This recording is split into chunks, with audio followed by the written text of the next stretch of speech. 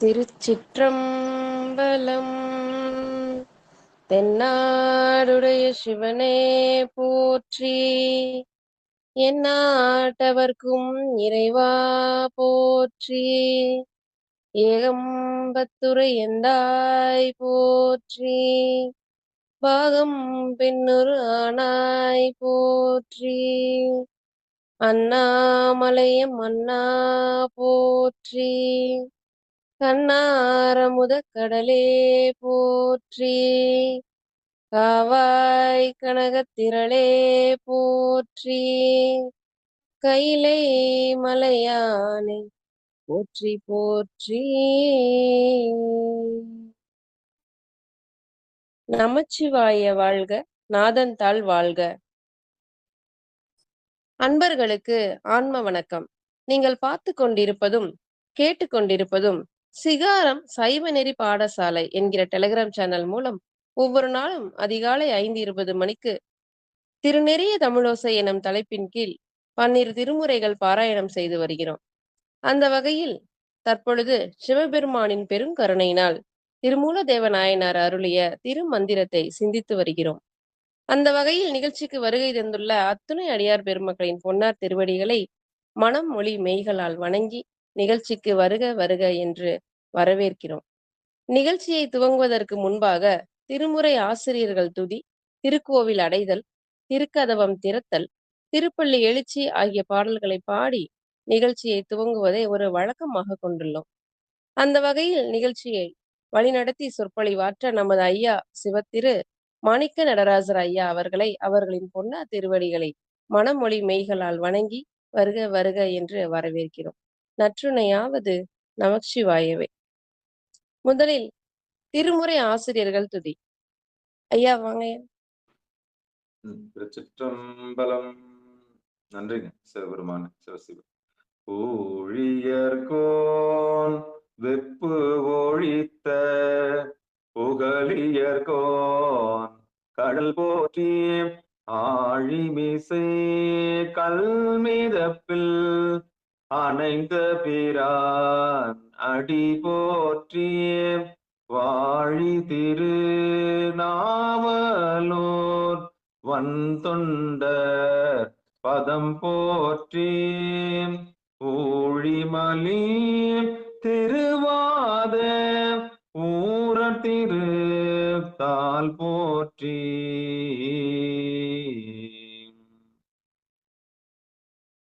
27 திருமுறை ஆசிரியர்கள் துதி.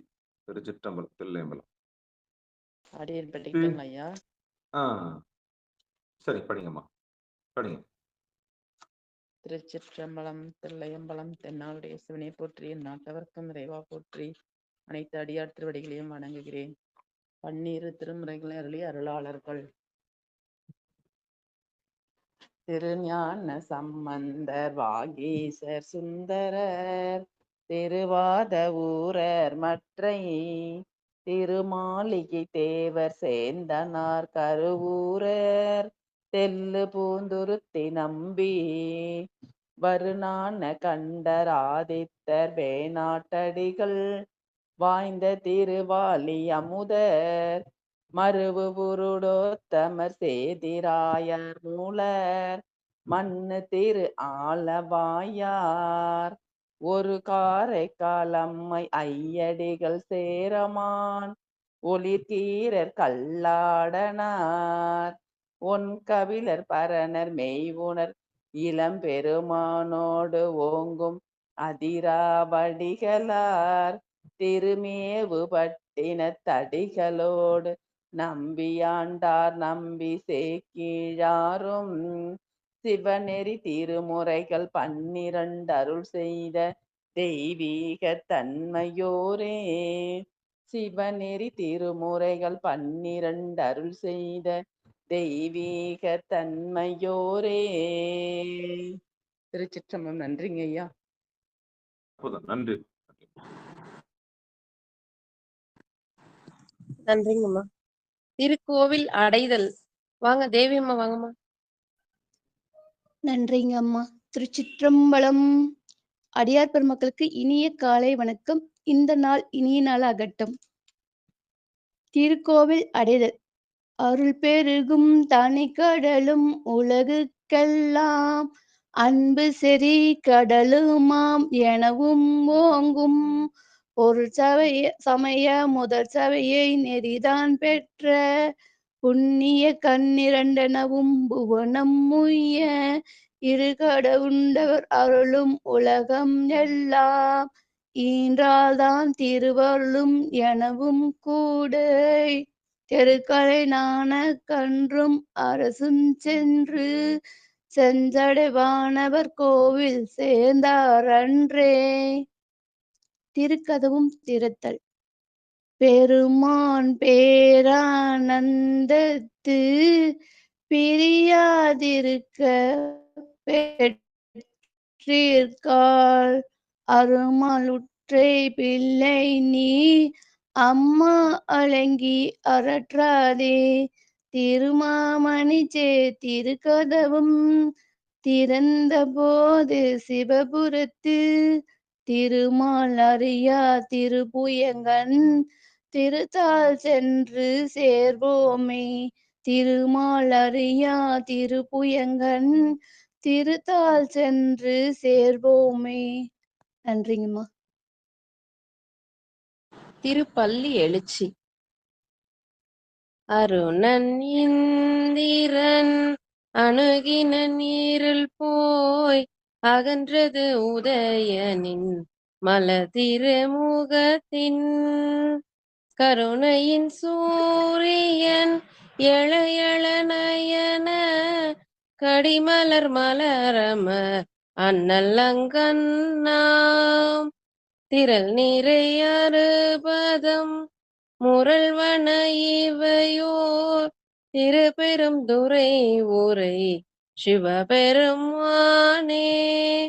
அருள் நிதி தர வரும் ஆனந்த மலையே அலைகடலே பள்ளி எழுந்தருளாயே. அலைகடலே பள்ளி எழுந்தருளாயே. சிற்றம்பலம். நன்றிங்க ஐயா. திருச்சிற்றம்பலம். தென்னாடுடைய சிவனே போற்றி, எந்நாட்டவர்க்கும் இறைவா போற்றி, ஏகம்பத்துரை எந்தாய் போற்றி, பாகம் பெண்ணுரு ஆனாய் போற்றி, அண்ணாமலையம் அண்ணா போற்றி, கண்ணார் அமுதக்கடலே போற்றி, காவாய் கனகத்திரளே போற்றி, கைலை மலையானே போற்றி போற்றி. நமச்சிவாய வாழ்க, நாதன் தாள் வாழ்க. அன்பர்களுக்கு ஆன்ம வணக்கம். சிவபெருமானுடைய பெரும் கருணையினாலே திருமூல நாயனார் இயற்றிய திருமந்திரம் என்கிற நூலை நாம்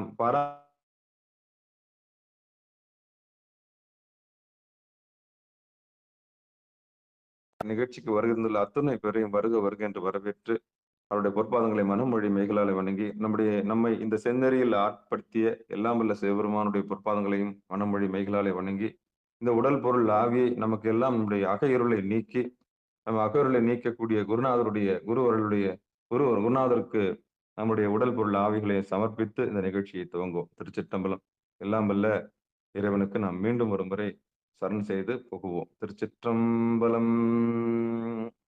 இந்த உபதேச முறையில் இறைவன் அம்மைக்கும் அம்மையப்பர் இருவரும் நந்தியம்பெருமானுக்கும் நந்தியம்பெருமான் திருமூல நாயனாருக்கும் திருமூல நாயனார் நமக்கும் இந்த நூலை வழங்கியிருக்கிறார்கள். இந்த வழியாக வந்த இந்த பரம்பரை நூல் தான் இந்த திருமந்திரம்.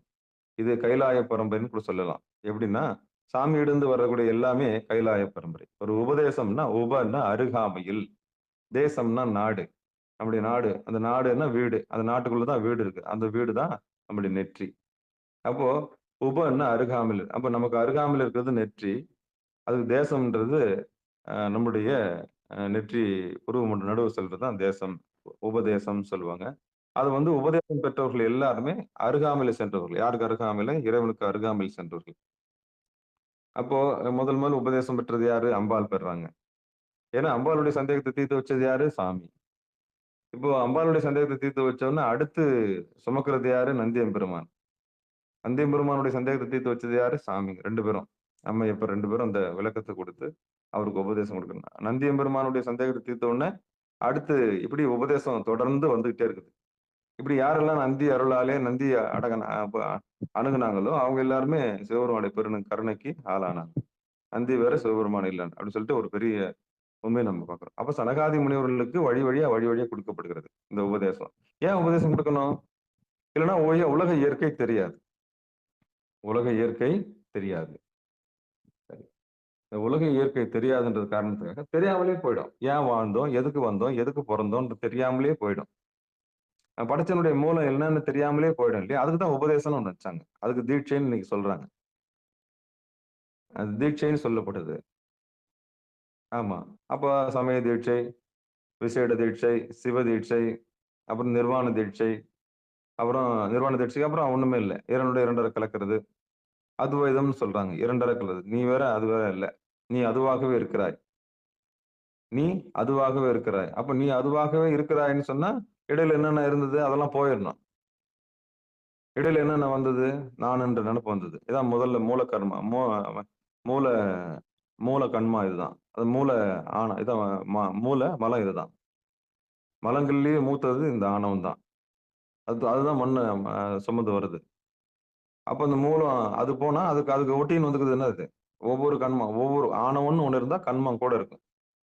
எப்படி ஃபேன் இருந்தா ஃபேன் சுத்தின்னு இருக்கு. ஃபேன் என்ன பண்ணுதுன்னு கேட்டா சுத்தின்னு இருக்குன்னு சொல்றோம்ல. பூமின்னு இருந்தா சுத்தின்னு இருக்கும் இல்லையா? அப்ப எந்த பொருளை எடுத்தாலும் ஒரு நவுன் இருந்ததுன்னா பக்கத்துல ஒரு வெர்ப் இருக்கும். வெர்ப் இருந்ததுன்னா ஆக்ஷன் இருக்கவே செய்யும். Subject verb. நீங்க உலகத்துல எந்த பொருளை எடுத்தாலும் அது ஒண்ணு செஞ்சுக்கிட்டு தான் இருக்கும். இந்த உண்மையை நல்லா புரிஞ்சுக்கணும். இந்த பூமியில எதனா ஒண்ணு எடுத்தீங்கன்னா கூட அந்த பொருள் உன்னை செய்து கொண்டுதான் இருக்கும். என்னப்பா பண்ற? சும்மா இருக்கிறேன். அப்ப சும்மா இருக்கிறது கூட அந்த செயல்ல வந்துருது, ஆக்ஷன்ல வந்துருது. அப்போ வெர்பு பிளஸ் அந்த வினையினுடைய அப்போ அந்த வினை தான் கண்மா. இந்த கண்மா குறித்து தான் இன்னைக்கு கொஞ்சம் விரிவா போட்டிருக்கு. நம்ம பார்க்கலாம். என்ன போட்டிருக்குன்னா திருமந்திரத்துல 3ஆம் தந்திரத்துல 11வது பகுதியில அட்டமா சித்தி என்ற தலைப்புல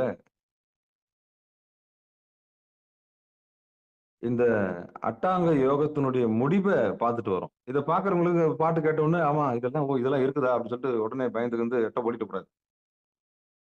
அதுக்கு எவ்வளவு உழைப்பு இருக்குது, எவ்வளவு தியாகம் இருக்கு.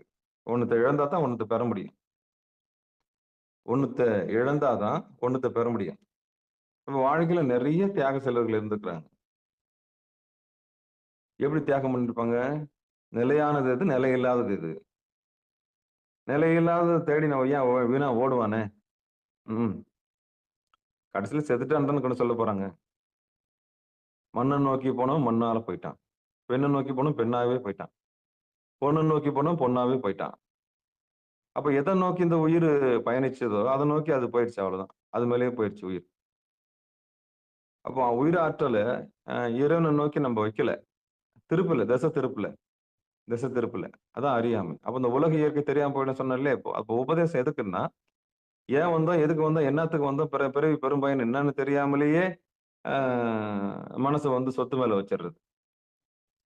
ஆமா, சொத்து சேர்த்தாதான் நம்மளை மதிப்பாங்க. கார் இருந்தா தான் நம்மளுக்கு மதிப்புண்டு, வீடு இருந்தா தான் நம்மளுக்கு மதிப்புண்டு, வேலை இருந்தா தான் மதிப்புண்டு. இதெல்லாம் என்னன்னா புறத்தை கணிக்கப்பட்ட பொருள்.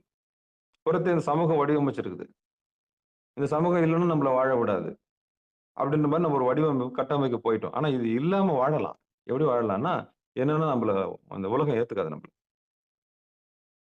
உலகம் நம்மள ஏத்துக்காது. எல்லாரும் பயணிக்கிற மாதிரி பயணிச்சாதான், உலகோட ஒத்து வாழ்ந்தாதான் நம்மள என்ன பண்ணும், ஏத்துக்கும். இல்லைன்னா நம்மள என்ன பண்ணாது, புறந்தள்ளிடும். அப்ப உலகத்தோட ஒத்து பல்லார் பல கற்றும் என்னதான் வித்த கத்துக்கினாலும் உலகத்தோட ஒத்து வாழலாம் நம்மள என்ன பண்ண மாட்டாங்க, சேர்க்கவே மாட்டாங்க. அவங்கள போல நம்ம இருந்து காமிக்கணும், வாழ்ந்து காமிக்கணும். அதான் உலகம். இல்லைன்னா உலகம் நம்மள புறக்கணிச்சிடும். அதான் வள்ளுவர் சொல்ற, என்ன கத்துக்கினாலும் நீ உலகத்தோட ஒட்டி வாழலன்னா உன்னை அது புறந்தள்ளிடுவாங்க. அப்ப என்ன பண்ணணும், இந்த ஒட்டி வாழறதுக்கும் பழகணும். ஒட்டி வாழ என்னதான் நம்ம வித்தையை கத்துக்கினாலும், என்னதான் யோகம் பயிர்ந்தாலும், என்னதான் சாமி கும்பிட்டாலும் உலகம்னு ஒண்ணு இருக்குது. அந்த உலகத்துல நம்ம வாழ்ந்துதான் தீரணும். ஏன்னா உடம்பு எடுத்துட்டோம். ஆமா, வாழ்ந்துதான் காட்டணும். என்ன பண்றது? நாய் வேஷம் போட்டாச்சு, குறைக்க முடியாது, சொல்ல முடியாது இல்ல. வந்துட்டோம், அந்த பூமிக்கு வந்துட்டோம், ஆணா வந்துட்டோம், பெண்ணா வந்துட்டோம், அலியா வந்துட்டோம், உயிர்களா வந்துட்டோம். வந்த பிறகு அதை அனுபவிச்சுதான் ஆகணும். போட்ட வேஷத்துக்காரமும் வேத்தவன் கொளிச்சுதான் ஆகணும்.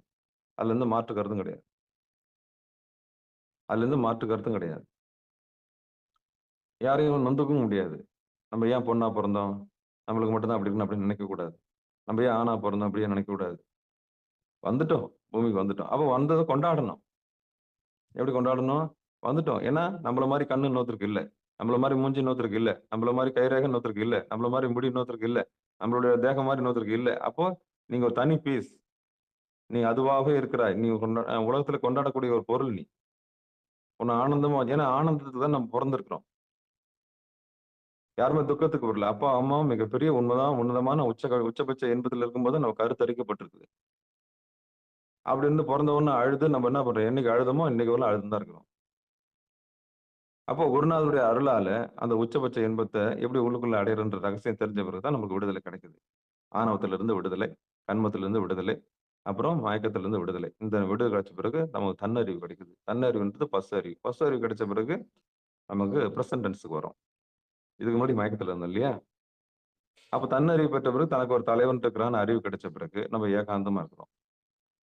இனிது இனிது ஏகாந்தம். அதான் முருகப்பெருமான் கேட்பார்ல, பெரியது எது பாட்டி சொல்லு அப்படின்னு சொன்ன உடனே பெரியது கேட்கும் அப்படின்னு சொல்லி ஒரு பாட்டு வந்துருக்கு.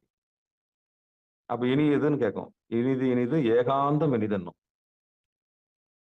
அப்ப இனியது எது இந்த உலகத்துல? ஏகாந்தமா இருக்கிறது இனிது. சரி. அப்ப இந்த ஏகாந்தத்தை தேடிதான் அந்த உயிரே அலையுது. சொர்க்கம் சுகமா இருக்கணும். எப்படி? சுகமா இருக்கணும். லக்ஸூரியஸா அதாவது இந்த உயிருடைய அந்த ஏகாந்தம் தாங்க முக்கியம். உயிருக்கு ஏன்னா அந்த ஏகாந்தத்துல தான் எல்லாமே படைக்கப்படுது. சுகம்னு ஒண்ணு வச்சாதான் சாமி நீங்க பாருங்களேன். எல்லாத்துலயும் ஒரு சுகம் வச்சாரு சாமி. பால் கொடுக்கிறது ஒரு சுகம். ஆமா. இல்லன்னா அந்த சுகம் வைக்கலன்னா யாரும் பாலே கொடுக்க மாட்டாங்க. நான் எங்க போய் சொல்றது? நான் ஆராய்ச்சி பண்ணும்போது அப்பதான் தெரிஞ்சது இந்த உண்மை. அப்பதான் தெரிஞ்சது எனக்கு. பால் கொடுக்கும்போது சுகம் இல்லன்னா எந்த தாயும் பாலே கொடுக்க மாட்டா. ஆமா. உயிர் போய் 2 பேரும் சேர்க்கலன்னா, இடுப்பு கீழ சுகம் வைக்கலன்னா, சேரவே மாட்டாங்க யாருமே. அப்பதான் தெரிஞ்சது, ஏன் சாமி இதெல்லாம் இவ்வளோ நுட்பமான உடம்புல இவ்வளோ நுட்பங்கள்லாம் வச்சிருக்கீங்கன்னு கேட்டா, இந்த உலகம் இயக்கத்துக்கு இது வேணும் சாமின்றாரு சாமி. இல்லன்னா, பெத்த தாயே பால் கொடுக்க மாட்டாடா. பெத்த தாயே பால் கொடுக்க மாட்டா. அப்போ ஒண்ணு சூட்சுமத்த மறைச்சு வச்சிருக்கிறாரு. ஒண்ணு சூட்சுமத்த மறைச்சு வச்சிருக்காரு. அப்பதான் யோசிச்சேன், ஓஹோ! இதுல சுகங்கள்லாம் வச்சாதான் அந்த குழந்தைய அழகா வளர்த்தெடுக்க முடியும். ஒரு உயிரை உற்பத்தி ஆக்குறதுக்கு என்னென்ன உடம்புல உபாயம் பண்ண முடியுமோ அத்தனை உபாயங்களும் சாமி பெண்ணுக்கு வச்சிருக்கிறார். ஆமா. இடுப்பு கீழே ஏன் சுகம் வச்சாருன்னா, இல்லன்னா கவனிக்க மாட்டோம் நம்ம. புறந்தள்ளிடுவோம். குழந்தை பிறகு அப்புறம் குழந்தை பிறந்து அப்படியே விட்டுடுவோம். அப்பதான் ஒவ்வொரு செய்தியும் யோசிச்சு பார்க்கும்போது, பிறந்த நாள், கருவுற்ற நாள் முதலா இந்த உயிரை வெளியே கொண்டாந்து சேர்க்கும் தனி ஒவ்வொன்னுத்துலயும் ஒரு விதமான ஒரு உடல்ல இன்பம் வச்சிருக்கிறார் சாமி.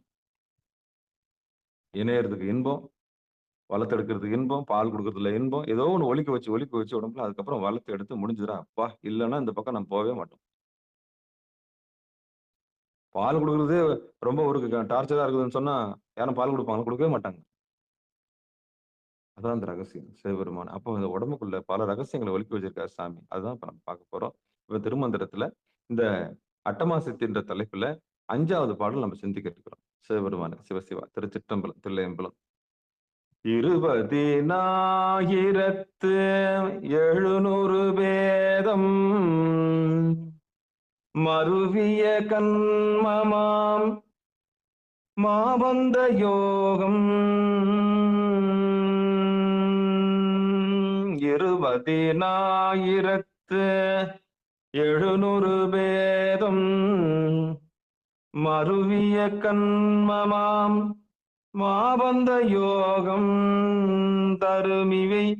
தருமிவை காய உழைப்பாகும் தானே அருள்மிகு நான்காய் அடங்குமா சித்திக்கே தருமிவை காய உழைப்பாகும் தானே அருள்மிகு நான்காய் அடங்குமா சித்திக்கே. திருச்சிற்றம்பலம், தில்லையம்பலம். பாடல் வரிகளோட பார்ப்போம். 20,700 வேதம். 24,700 வேதம் சுருக்கமா சொன்னோம். மருவிய கண்மமா மாபந்த யோகம். மருவிய கண்மமா மா பந்த யோகம். தருமிவை காய உழைப்பாகும் தானே. அருள்மிகு நான் அருமிகு நான்காய் அடங்குமா சித்திக்கே. அருமிகு 6 × 4 அருமிகு நான்காய் அடங்குமா சித்திக்கே. இந்த அட்டமா சித்திக்கு சரியா. இந்த அட்டமா சித்தி என்னன்னு நம்ம கொஞ்சம் விரிவா பார்த்தோம். அது அந்த அந்த யோகத்தினுடைய விரிவை தான் இப்ப இதுல சொல்லப்பட்டிருக்கு. இதனுடைய பொழிப்புரைய தர்மாதன் என்ன சொல்லியிருக்கான் பார்க்கலாமா? கண்மத்தையே பொருந்தச் செய்கின்ற சித்தி காம யோகம். காமம்ன்றது இச்சை. இச்சையாலதான் ஒரு காரியம் நம்ம செய்வோம். விருப்பம் இல்லாம எந்த ஒரு காரியத்தை நம்மளால செய்யவே முடியாது. நம்ம உள்ள போயிடலாம். முதல்ல படிப்பறை பார்த்துருவோம். கண்மத்தையே பொருந்த செய்கின்ற சித்தி காம யோகம் 20,700 விளங்கும். அந்த காம யோகம், அதாவது அந்த கண்ம யோகம் எத்தனை இருக்குது? 20,700 விளங்கும். சித்திகளையே தருகின்ற இவை அனைத்தும் உடல் உழைப்பால் அன்றி அன்றி உணர்வு பெருக்கமாதல் இல்லை. இவை இத்துணையாக விரிவனவ ஆயினும் சித்திகளின் தொகை நோக்கி 8 அடங்கும். திருப்பி ஒரு முறை பொழிப்புரை படிச்சிருந்தேன். நேத்தான் சொன்னேன், சொல்லலாம் கண்டு பயப்படக்கூடாதுன்னு சொன்னேன். ரொம்ப நுட்பமா அன்பா சாமி கிட்ட கேட்டு நம்ம இந்த வார்த்தை வாங்கி கத்துக்கலாம். கண்மத்தையே பொருந்த செய்கின்ற சித்தி காம யோகம் 20,700 விளங்கும். சித்திகளையே தருகின்ற இவை அனைத்தும் உடல் உழைப்பாவனன்றி உணர்வு பெருக்கமாதல் இல்லை. இவை இத்துணையாக விரிவனவாயினும் சித்திகளின் தொகை நோக்கி 8 அடங்கும். எனவே அவ்வெட்டும் சித்தி யோகத்தின் சித்தி யோகம் எனப்படும் என்க. சித்தி யோகம் இத்தனையாய் விரியுமாறு பின்னர் கூறப்படுகிறது. எப்படி சித்தி அடைஞ்சிட்டாரு அப்படின்னா, சித்தி அடைஞ்சிட்டாருன்னா அந்த சித்து அடைஞ்சிட்டாருன்னு அர்த்தம். அது என்ன சித்து அடைஞ்சிட்டாருன்னா, இப்ப அடிக்கடிக்கு நான் சொல்லுவேன், சத்து சித்து ஆனந்தம். சத்து சித்து ஆனந்தம்.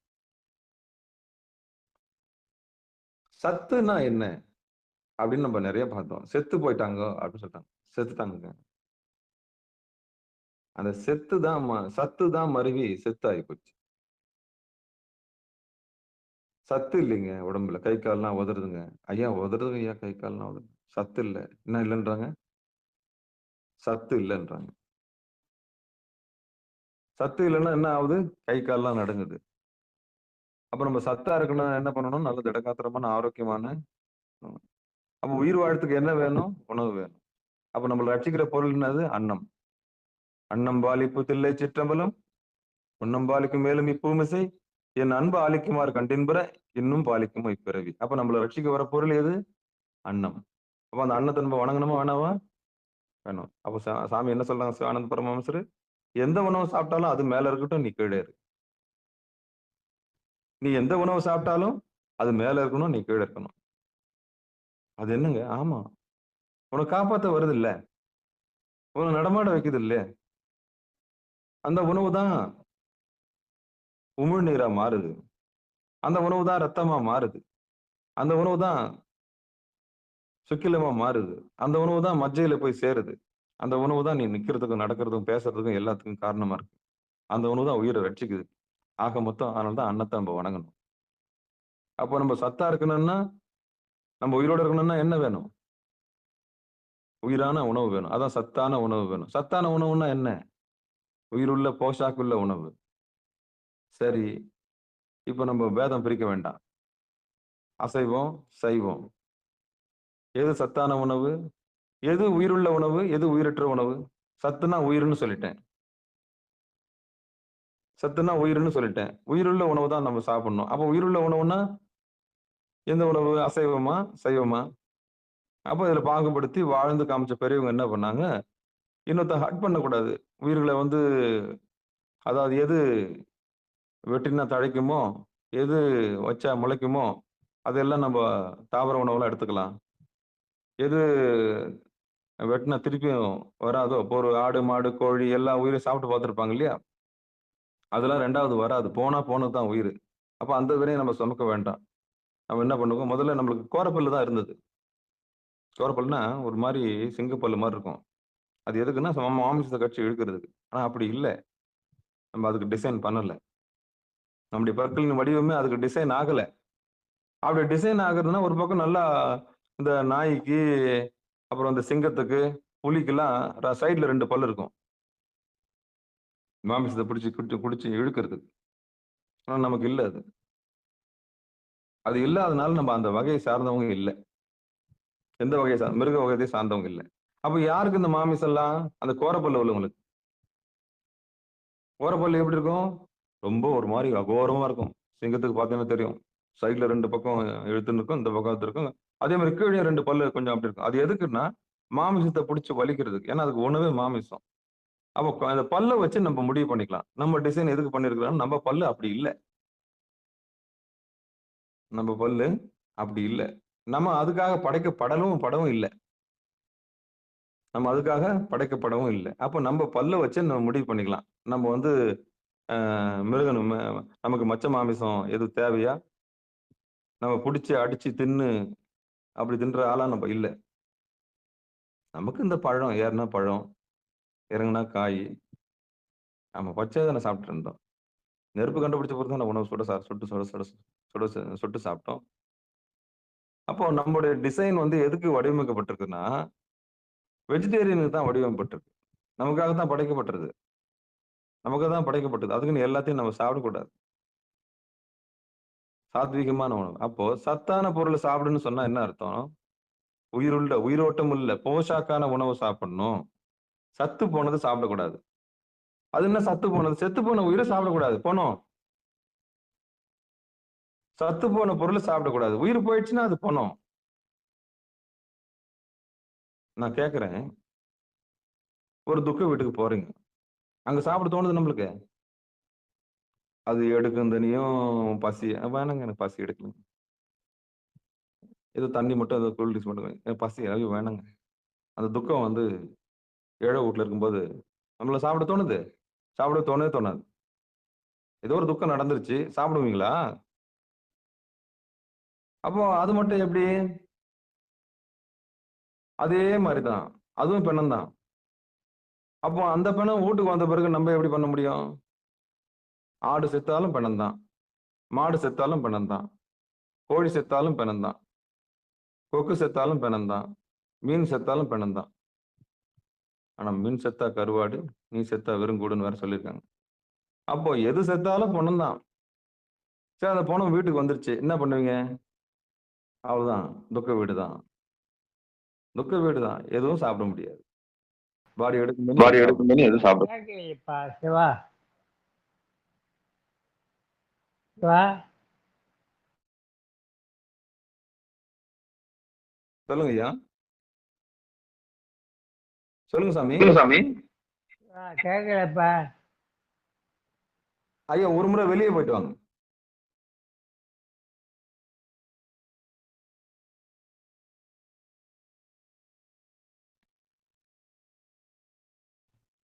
சிவபெருமான் சிவசிவா. ஒரு முறை வெளியே போயிட்டு வாங்க ஐயா. சரியாயிடும். அப்போ சத்தான உணவு எதுன்னு தேர்வு செய்யறதுல நம்ம தெளிவா இருக்கணும். சத்தான உணவு எதுன்னு தாவர உணவு தான் நமக்கு சரியா. ஏன்னா நம்மளுடைய பற்கள் அப்படிதான் வடிவமைக்கப்பட்டிருக்கு. அப்ப அதை மையமா வச்சுதான் நம்ம வெஜிடேரியன் எடுத்துக்கிறோம். அப்ப அசைவம் யாருக்குன்னா கோரப்பல்லு உள்ளவங்களுக்கு நம்ம கோரப்பல்லு நம்மளுக்கு இல்ல. நம்ம புடிச்சு வலிச்சு அழுகரா புடிச்சு சாப்பிடுற ஆளும் கிடையாது. சரியா? பழமோ நமக்கு தேவையான உணவு நமக்கு எல்லாமே இயற்கையா நமக்கு கொடுக்கப்பட்டிருக்கு. அததான் சாப்பிட்டு நம்ம தேர்த்திக்கணும். இதுதான் சைவத்துக்கும் அசைவத்துக்கும் உள்ள நம்முடைய நம்முடைய நம்ம நம்ம எதுக்கு டிசைன் பண்ணிருக்கோம்னா நம்ம வந்து மென்மையா டிசைன் பண்ணிருக்கோம். அரிது அரிது மானிடராய் பிறத்தல் அரிது. ஏன்னா மத்த மாதிரி பிறக்கல் இல்லையா? அதுலயும் ஊன் குருடு செவிடு நீங்க பிறக்கிறது அரிது. ஊன் குருடு செவிடு நீங்க அப்ப சத்தான உணவுனா என்னன்னு தெரிஞ்சு போச்சா? அப்ப சத்து போதல் அப்படின்னா என்ன அர்த்தம்னா செத்து போதல் அர்த்தம். அப்ப செத்து போன உணவை நம்ம சாப்பிடக்கூடாது. சத்து போன உணவு சாப்பிடக்கூடாது. அப்ப என்ன அர்த்தம்? செத்து போனாங்கன்னா அப்ப எப்படி நம்ம உடம்புக்குள்ள இருந்து சத்து போயிடுச்சுன்னா அது செத்து போயிட்டு சொல்றாங்கல்ல பாடி. அதே மாதிரிதான் இந்த ஊன் அந்த ஊன் உடம்பு அந்த ஊன், அது வள்ளுவர் சொல்றாருல்ல, ஊன் உண்பார்க்கு எங்கனம் ஆளும் அருள்ன்றார். இன்னொருத்தன் சதையை சாப்பிட்டு நீ உயிர் வாழணும்னா அந்த சதை எதுக்குன்னு கேட்கிறார். இன்னொரு சதையை நீ சாப்பிடணும், அந்த சதையை சாப்பிட்டு தான் நீ வாழணும்னா அந்த சதை எதுக்குன்னு கேட்கிறார். அது நமக்கு தேவையே இல்லை. அது நமக்கு தேவையில்லை. அப்படிப்பட்ட அருள் நமக்கு தேவையில்லை. எங்கனம் ஆளும் அருள், சாமியோட அருளை நீ எப்படி பெறுவ? சிவனுடைய அருளை நீ எப்படி ஆளாக முடியும்? இன்னும் ஊன் மேல உள்ள நோக்கம் போலையே, பின்ன தின்னணுன்ற வெறி உனக்கு போலையே, அப்படி எப்படி உனக்கு அருள் வரும்? அப்படின்றதுதான் செய்தி. அப்ப நம்ம விஷயத்துக்கு வருவோம். அப்போ சத்து, சித்து, ஆனந்தம். சத்து, சித்து, ஆனந்தம். அப்ப சத்துன்னா என்ன? உயிர். அப்போ சத்தா இருக்கணும்னா சத்தான உணவு சாப்பிடணும். அதனால்தான் அன்னத்தை நான் மதிக்கணும்னு சொன்னேன். அன்னம் மேல இருக்கணும், நம்ம கீழே இருக்கணும். அப்ப தொட்டு கும்பிட்டு சாப்பிடணும். ஏன்னா அது நம்மளை ரட்சிக்க வந்த பொருள். சரி, இப்போ இந்த அட்டமா சித்தியில இந்த சித்து அடையிறதுக்கு முன்னாடி சத்து வேணும்னு சொன்னேன். நீங்க சத்தா இருந்தா தான் சித்து அடைய முடியும். சித்து அடைஞ்சாதான் நீங்க ஆனந்தத்தை அடைய முடியும். மனம், சித்தம், புத்தி, அகங்காரம். நாலா பிரிச்சுக்குங்க. மனம், சித்தம், புத்தி, அகங்காரம். இன்னைக்கு யாருல காலையில கோலம் போட்டது? நான் தான் போட்டேன். இன்னைக்கு யாரு குழம்பு வச்சது? நான் தான் போட்டேன். அப்போ ஒரு வேலையை செய்யறதுக்கு நான் என்கிற ஒரு நிலைமை தேவைப்படுது. ஒரு வேலையை செய்யறதுக்கு மனம் என்கிற ஒரு ஒத்திசைவு தேவைப்படுது. ஒரு வேலையை செய்யறதுக்கு சித்தம் தேவைப்படுது. ஒரு வேலையை செய்யறதுக்கு புத்தி தேவைப்படுது. இந்த 4 இருந்தா தான் ஒன்னத்தை படைக்க முடியும்.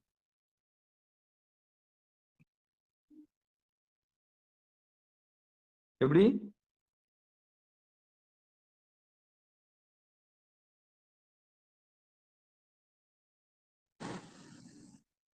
ஐயா சிவாய் நம்ம வாய்ஸ் வரலங்க ஐயா. ஓ சிவபெருமானே. எதோட நின்னுச்சுமா? எதுல நின்னுச்சு? கடைசியா நின்னது எது? இது வந்துட்டேன். சிவபெருமானே, சிவசிவா, திருச்சிற்றம்பலம். அப்போ எந்த சித்தம் பத்தி சொன்ன ஞாபகம் இருக்கா? அதாவது கோலம் போடுறத பத்தி கேட்டுச்சா? கோலம் கேட்டுச்சா?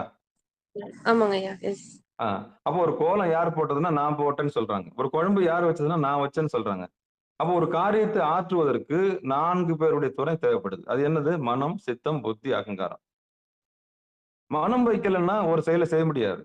நீங்க சித்தம் வைக்கலன்னா ஒரு காரியத்தை செய்ய முடியாது. நான் என்கிற நிலைமையிலன்னா ஒரு காரியத்தை செய்ய முடியாது.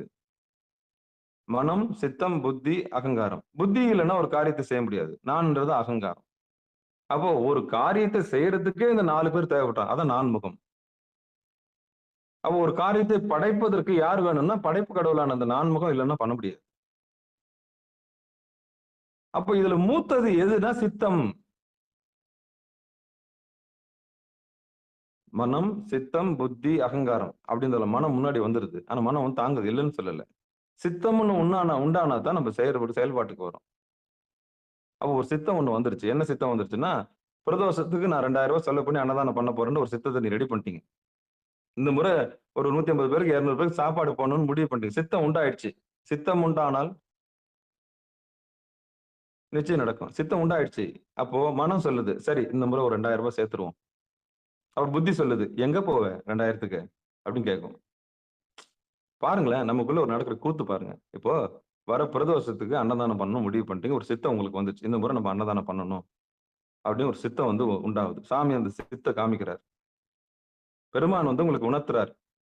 இந்த முறை ஒரு 300 பேருக்கு சாப்பாடு நீ போடு அப்படின்னு. சித்தம் உள்ள உண்டாயிடுச்சு. சித்தம் வந்த உடனே மனம் என்ன பண்ணுது? சரி பண்ணிடலாம் அப்படின்னு. புத்தி சொல்லுது, எப்படி பண்ணுவ? உனக்கே அன்னாடம் காட்சியா இருக்கிற 2000 ரூபாய் நீ எங்க போவ? இதான் புத்தி. மனம், சித்தம், புத்தி, ஆணவம். ஆணவம்ன்றது உடம்பு.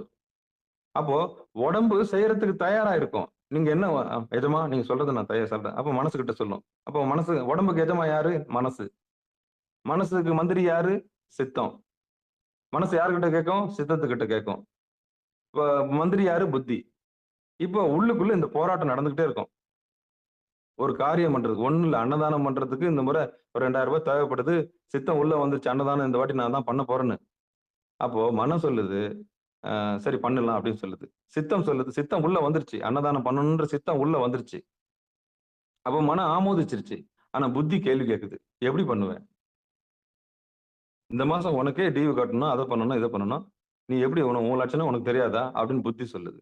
புத்தியோட வேலையே இதுதான், அனலைஸ் பண்ணி தன்னுடைய இருப்பை காமிக்கிறது. அப்ப அகங்காரம் என்ன பண்ணும்? நீங்க சொல்றது செய்யறேன் எஜமா, அதான் நான் வந்த உடம்பு. அப்போ புத்தி சொன்ன உடனே இந்த மனம் அனலைஸ் பண்ணும். அனலைஸ் பண்ணி சரி, இந்த முறை வந்து கொஞ்சம் ஓவர் டைம் பண்ணி கொஞ்சம் ஓட்டி பண்ணி சம்பாதிச்சிடலாம். அப்போ ஒரு மனுஷனுக்கு சித்தம் முதல்ல உண்டாகுது. மனம் வந்து அனலைஸ் பண்ணுது. அதுக்கப்புறம் புத்தி வந்து அதை கரெக்ட் பண்ணுது. கரெக்ட் பண்ண உடனே அகங்காரம் அதை செஞ்சு முடிக்குது. அப்புறம் அதுக்காக ஓடி உழைக்குது மனம். சாதாரணமா உழைக்கிற பீரியட்ல இருந்து இன்னும் கொஞ்சம் ஓவரா உழைச்சி அந்த பணத்தை வாங்கி அந்த பணத்தை என்ன பண்ணுது? கூடுதலா சேர்த்து வர பிரதோஷத்துக்கு 2000 ரூபாய் ரெடி பண்ணி கொடுத்துருது. அப்போ இப்ப சித்தி ஆயிடுச்சா?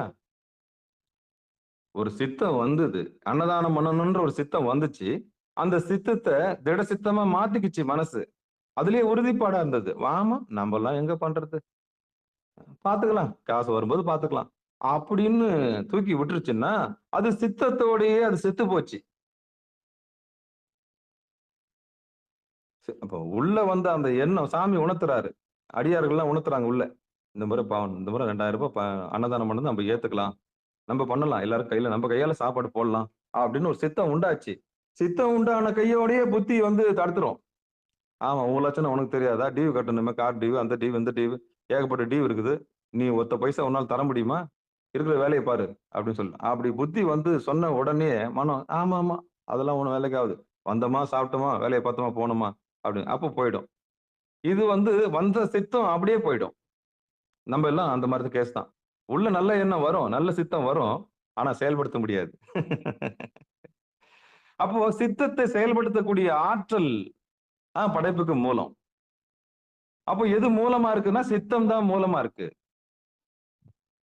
சித்தம் தான் மூலமா இருக்கு.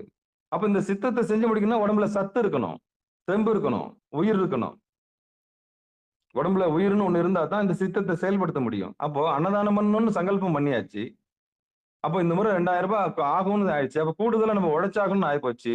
அப்போ அதுக்கு உண்டான எல்லா பிரயத்தனமும் செஞ்சு அந்த அடுத்த பிரதேசத்துக்குள்ள அந்த 2000 ரூபாய் திரட்டி அப்புறம் ஆர்டர் பண்ணி சாப்பாடு செஞ்சு உயிர்களுக்கு சாப்பாடு படைச்சாச்சு. அப்ப சித்தி அடைஞ்சாச்சு. சித்தி அடைதல்னா என்னன்னு இப்ப தெரிஞ்சுச்சா? ஒரு சித்தத்தை வலுவாக திடசித்தமாக மாற்றி அந்த சித்தத்தை தொடர்ந்து அதற்காக உழைத்து யார் ஒருவர் அதை நிறைவேற்றுகிறார்களோ அவர்களே சித்தி அடைந்தவர்கள். அப்ப எத்தனை சித்தி இருக்குது? மொத்தம் 8 சித்தி இருக்குது. ஒரு சித்தத்தை கைக்கொள்றதுக்கே இந்த ஒரு உதாரணம். அப்ப நீங்க 2000 ரூபாய் ரெடி பண்ணி அப்ப அதுக்காக இந்த ஒரு வாரம் 10 நாள் ஃபுல்லா உழைச்சி என்ன உள்ள வந்துருச்சு, சித்தம் உங்களுக்கு வந்துருச்சு, அன்னதானம் பண்ணணுன்ற சித்தம் வந்துருச்சு. அதுக்காக கூடுதலா 2000 ரூபாய் செலவாகணும் ஆயிப்போச்சு. ஏகப்பட்டது அங்க இங்க உழைச்சு கிழிச்சு என்ன பண்ணிட்டீங்க? மனம் உழைச்சது, சித்தம் உழைச்சது, புத்தி உழைச்சது, உடம்பு உழைச்சது. இந்த 4 பேரும் உழைச்சதுனால கிடைச்சதுதான் அந்த 2000 ரூபாய். அந்த 2000 வந்தது. உடனே உணவு ஏற்பாடு பண்ணீங்க, பிரதோஷத்துக்கு உங்க கையால எல்லாருக்கும் சாப்பாடு போட்டீங்க. அப்போ இந்த சித்தம் என்னவாயிருச்சு? அதாவது எண்ணம், சொல், செயல். எண்ணம்ன்றது இங்க சித்தம். எண்ணம் உள்ள வந்துருச்சு, அது சொல்லா வெளிப்பட்டுச்சு, அதுக்கப்புறம் அது செயலா வெளிப்பட்டுச்சு. அப்போ சித்தி அடைஞ்சிட்டீங்க. இதுதாங்க சித்தி அடைதல். அப்போ ஒரு காரியத்தை, ஒரு எண்ணத்தை அதுக்கு சொல் வடிவம் கொடுத்து அதுக்கு செயல் வடிவம் கொடுக்கறதா சித்தி. காரிய சித்தி மாலைன்னு ஒண்ணு இருக்குது, விநாயகர். அதை பாடினா எல்லா காரியமும் கை கூடிடுன்னு இருக்கு ஒரு பாட்டு. உங்க காரியம் கை கூடுறதுக்கு, சித்தி அடைகிறதுக்கு, சித்தி அடைகிறதா இப்ப தெரிஞ்சு போச்சு. அப்ப சித்தி அடைகிறதுனா என்னன்னு உங்களுக்கு புரிஞ்சு போச்சு. அப்போ ஒரு சித்தத்தை திட சித்தமா மாத்தி அதுக்கு சொல் வடிவம் கொடுத்து அதுக்கு செயல் வடிவம் கொடுத்து முடிஞ்ச பிறகு அதனுடைய பலனை அனுபவிக்கிறீங்க இல்லையா, அதான் சித்தி அடைதல். அப்படி எத்தனை சித்தம் இருக்குது? அட்டமா சித்தி இருக்குது. அப்ப சித்துக்கள்லயே எத்தனை சித்து? பெரிய சித்து 8 சித்து இருக்குது. சுருங்குதல், விரிதல், கனமாதல், பரத்தல், கூடு விட்டு கூடுவாய், அதாவது உருமாறுதல், தன்வயமாதல், வேண்டியதை இழுத்தல், விரும்பிய பொருளை கைக்கொள்ளுதல், விரும்பிய இடத்துக்கு செல்லுதல், இப்படி 8 இருக்குது. அப்ப சித்திகள்லயே மிக உயர்ந்த சித்தி இந்த 8 சித்தி தான். இது எல்லாமே நம்மளுக்கு இயல்பா இருக்குது, ஆனா உணரல நம்ம. இயல்பா இருக்குது. அப்ப சித்தத்தை ஒரு பாட்டு ஒன்று இருக்குல்ல, சித்தத்தை சிவன்பாலே வைத்தார்க்கும் மடியேன், ஒரு பாட்டு இருக்குல்ல. அப்ப சித்தத்தை இந்த சித்திகள் மேலாம், இந்த எண்ணங்கள் மேலாம் கவனத்தை செலுத்தாம சிவருமான் மேல வச்சுட்டீங்கன்னா அதுவே மிகப்பெரிய சித்து. ஏன்னா சித்துக்கள்லாம் தந்தை இல்லையா, அவன் சித்தன் இல்லை. அப்ப யார் சித்தர்? ஒரு சித்தத்தை திடமாக கை கொண்டு அந்த சித்தத்தை அதுக்கு சொல் வடிவம் கொடுத்து வெறும் சொல்லாகவே அது முடித்த வாயிலே வட சுடாம செயல்ல செஞ்சு காமிக்கிறாங்க இல்லையா, அவங்க தான் சித்தர்கள்.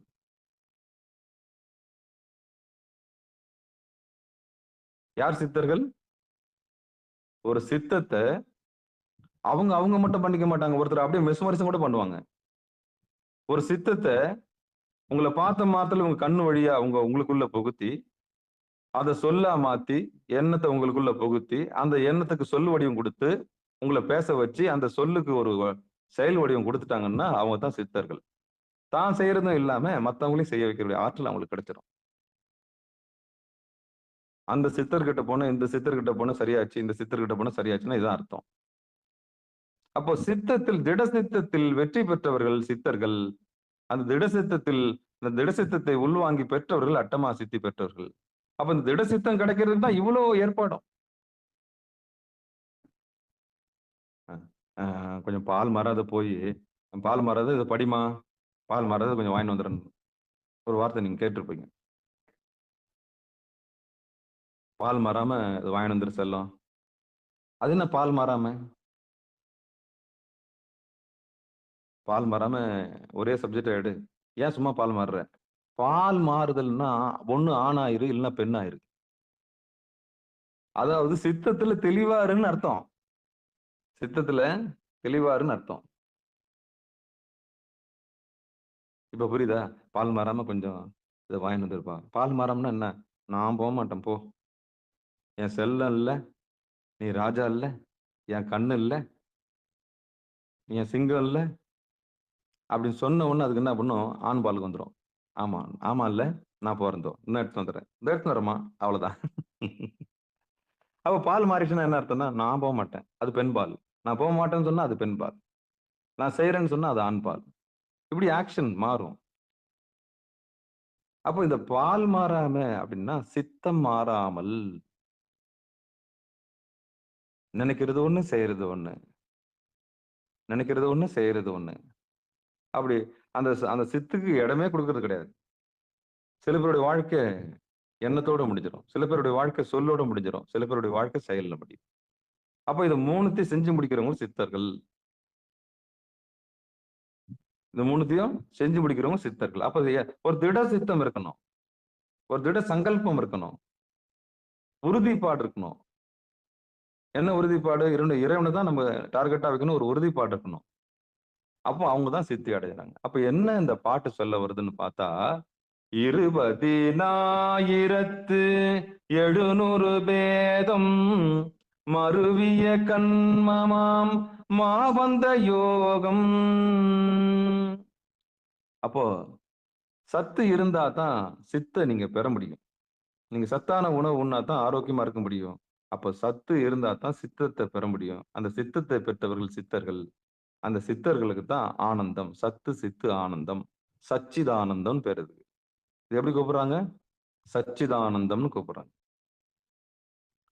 அப்போ இது என்ன? இந்த இந்த இந்த சித்த அடையிறதுக்கு தான் இந்த 8 யோகமே பண்ணிருக்கோம் நம்ம. இந்த 8 யோகம் எதுக்கு பண்ணிருக்கோம்? ஏமம் எதுக்கு பண்ணோம்? நியமம் எதுக்கு பண்ணோம்? ஆசனம் எதுக்கு பண்ணோம்? பிராணாயாமம் எதுக்கு பண்ணோம்? பிரத்யாகாரம் எதுக்கு பண்ணோம்?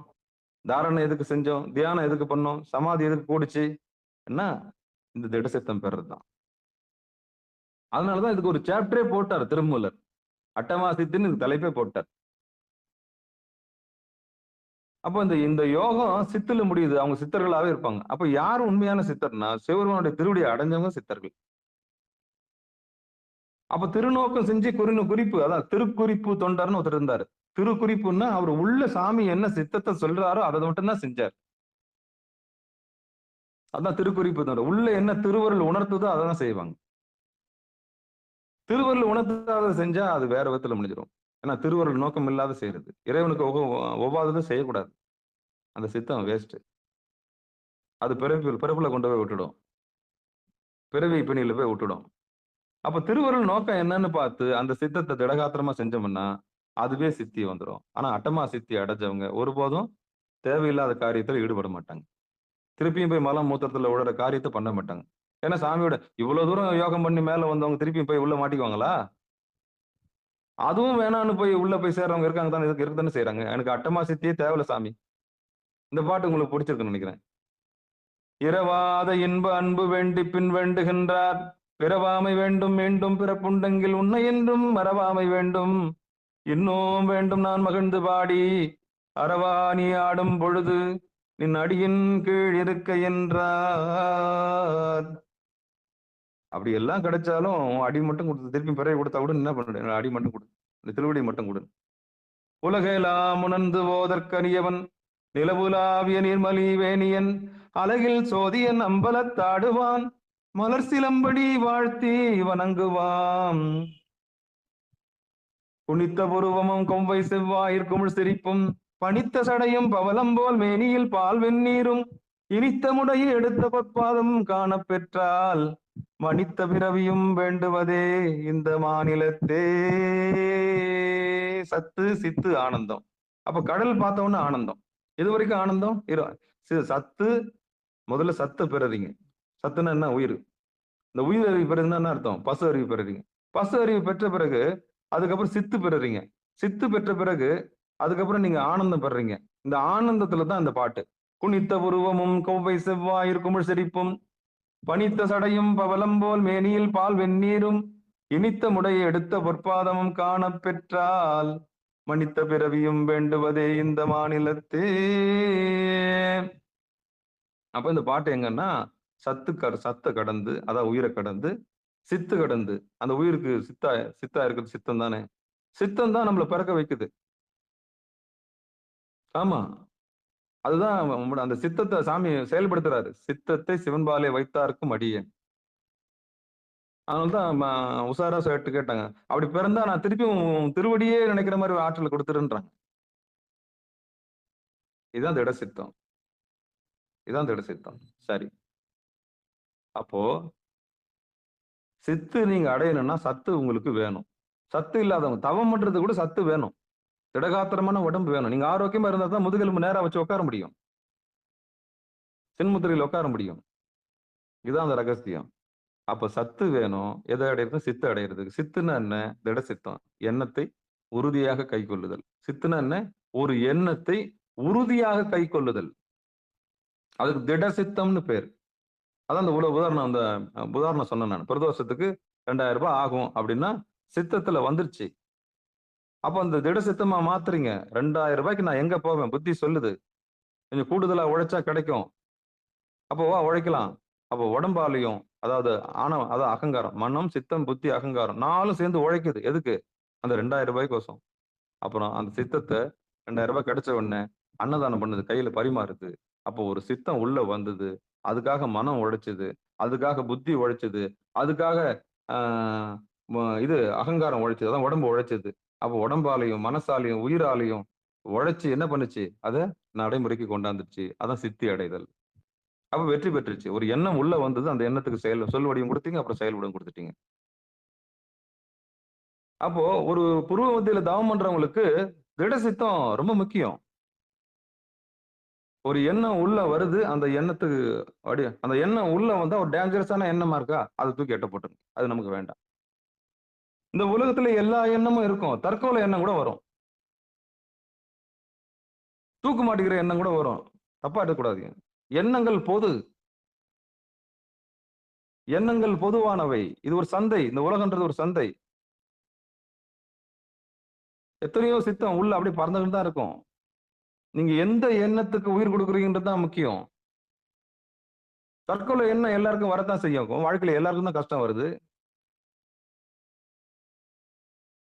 உடனே பேக் பண்ணிட்டு போயிடுறதா? உடனே முடிச்சுக்கீங்களா கதையே? இல்ல. அந்த எண்ணம் வரும். அந்த எண்ணத்தை அப்படியே என்ன பண்ணுங்க? சிவாய நம, சிவாய நம, சிவாய நம, சிவாய நம, சிவாய நம. ரோட்ல போவீங்க. எதிரில ஒரு வேகமா ஒரு லாரி வருது. ஐயோ! வந்து நம்மள முட்டா என்ன ஆகும்? அப்படின்னு நினைக்கிறீங்க. நினைச்ச உடனே என்ன பண்றீங்க? அது நடந்தா என்ன ஆகும்? தப்பாகும் இல்லையா? சிவசிவா, சிவசிவான்னு உள்ளுக்குள்ள சிவசிவா, சிவசிவான்னு சொல்லிடுறீங்க. இல்ல முருகா, முருகா, முருகா, முருகா. அப்படி சொன்ன உடனே உள்ள நீங்க திட சித்தத்துக்கு ஆளாயிடுறீங்க. அப்ப நம்மளுக்கு ஒண்ணும் ஆகாது. அவன் வரவன் ஓரமா போயிடுவான். அப்ப எது காவாந்து பண்ணுது? சித்தம் காவாந்து பண்ணுது.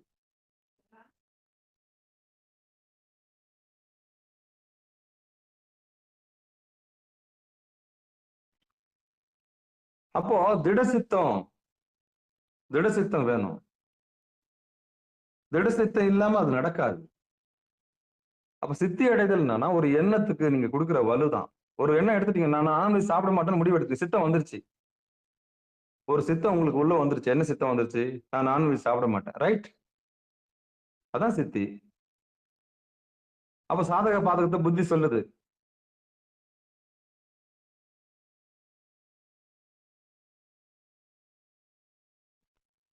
நாத்தம் அடிக்குது உடம்பு. அக்கல்ல இருந்து ஒரு மாதிரி ஸ்மெல் வருது. அப்படியே ஒரு மாதிரி தோல்லாம் ஒரு மாதிரி ஆகுது. உடம்புல வியாதி தான் வருது. இந்த நாம மாமிசம் சாப்பிட்டா இது நம்மளுக்கு தேவையில்லை, வேணாம். அதை விட புரோட்டீன் உள்ளது வேற எதனா எடுத்துக்க. புத்தி சொல்லுது சோயாபீன்ஸ் எடுத்துக்க. வேற எங்க புரோட்டீன் இருக்குது? உனக்கு சதை தானே வேணும், புரோட்டீன் சோயாபீன்ஸ்ல எடுத்துக்க. இதுதான் புத்தி. அப்போ சித்தம் சரியானா எல்லாம் சரியாயிடும். எல்லாமே மனம்தான். அப்ப மனம் என்ன பண்ணும்? சித்தத்தை கை கொள்ளும். ஆமா இல்ல? எதுக்கு ஒரு உயிரை அடிச்சு பாவம் அதை கிழிச்சு அது வர ஆஞ்சி அது ரத்தத்தெல்லாம் ஆபரேஷன் பண்ணி கொலை பண்ணி அந்த பாடி எடுத்து நம்ம செஞ்சு பண்றதை விட ஒரு 100 நெய் வாங்கிக்கலாம். 1 கிலோ மாட்டுக்கறி வாங்குறதுக்கு பதில், 1 கிலோ ஆட்டுக்கறி வாங்குறதுக்கு பதில், 1 கிலோ கோழிக்கறி வாங்குறதுக்கு பதில். அதான் ஆவரித்து தின்னும் புலையரேனும் அவர் வணங்கும் சிவபெருமான் நான் தான் சொன்னார் இல்லையா? திருநீர் பூசி அவன் சிவபெருமானுக்கு அடிமைன்னு சொன்னா அவன் மாட்டுக்கறி சாப்பிட்டாலும் அவனை நான் என்ன பண்ணுவேன்? அவனை வணங்குவேன்னு நாவுக்கரசர் சொல்றாரு. நான் என்ன சொல்றேன்? மாட்டுக்கறி மட்டுமா? கோழி உரித்து தின்னும் புலையரேனும். புலையன்னா யாரு? புலன்னா சதை. எவெல்லாம் சதை மேல பிரிய வச்சு சாப்பிடறானோ அவன்லாம் புலையன். புலையன்னா ஒரே ஒரு ஜாதியை மட்டும் சொந்தம் இல்லை. எவன்லாம் ஊன் மேல ஆசை இருக்குதோ அவன்லாம் புலையன். ஒரு கறியா 2 கறியா? ஆட்டுக்கறி, கோழிக்கறி, மாட்டுக்கறி, பன்றி கறி எதையும் விடுறதே கிடையாது. பாம்பு கறி, நத்தக்கறி, இப்படி யாருக்கெல்லாம் உடம்பு மேல ஊன் மேல ஆசை இருக்குதோ அவன்லாம் புலையன். அதான் என்ன சொல்ற? அம்மையே அப்பா ஒப்பிலா மணியே அன்பினில் விளைந்தார் அமுதே பொய்மையே பெருக்கி பொழுதினை சுருக்கும் புழுத்தலை புலையனின் தனக்கு. மாணிக்கவாசகர் சொல்றாரு. நம்ம ஒரு ஜாதி சொல்றோம் புலையன். இவெல்லாம் புலையருங்க. நந்தனாருக்கு புலையர்னே சொல்லிட்டான். பரையர். யாரு ஊன் மேல ஆசை வச்சிருக்கான் அவன்லாம் புலையன். யான் வந்து தீனி அடங்கல இல்ல, இன்னும் வெறி இருக்குது இல்ல, தின்னணுன்ற வெறி இருக்குல்ல, அவன்லாம் புலையன். எவனுக்கெல்லாம் மாமிசம் சாப்பிடணுன்ற வெறி இருக்குது அவன்லாம் புலையன். அம்மையே அப்பா ஒப்பிலா மணியே அன்பினில் விளைந்தார் அமுதே பொய்மையே பெருக்கி பொழுதினை சுருக்கும் புழுத்தலை புலையனின் தனக்கு செம்மையே ஆயே சிவபதம் அளித்த செல்வமே சிவபெருமானே இம்மையில் உன்னை சிக்கென பிடித்தேன் எங்கெழுந்தருளுவதினியே எங்கெழுந்தருளுவதினியே. அப்ப யார் புலையர்கள்? அந்த சதையை விரும்புறவங்க எல்லாருமே புலையர்கள் தான். அந்த ரத்தத்தை விரும்பி அந்த கவுச்சின்னு கூட நாத்த அடிக்கும் அப்படின்னா சாமி ஒன்றும் இறங்கல உங்களுக்குள்ள. அந்த இறக்கம் இன்னும் வரல, கருணை வரல, எவ்வுயிரும் தம் உயிர் போல் பார்க்குற அறிவு வரல. அப்படி வந்த பிறகுதான் உங்களுக்கு அது மேல உங்களுக்கு என்ன வரும்? அது தூக்கி போடணுன்ற எண்ணம் வரும். வாந்தி வரும், கொமட்டும், கிட்ட போக மாட்டீங்க. அப்போ உங்களுக்கு ஒரு சத்தான உணவு சாப்பிடணும்.